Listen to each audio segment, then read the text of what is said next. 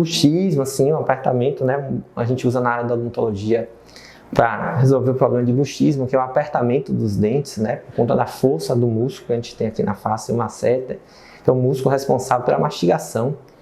Então, às vezes, o paciente tem a força desse músculo muito forte e aí há esse desgaste dentário, né? Esse apertamento, dá dor de cabeça, várias outras complicações também, além dos dentes.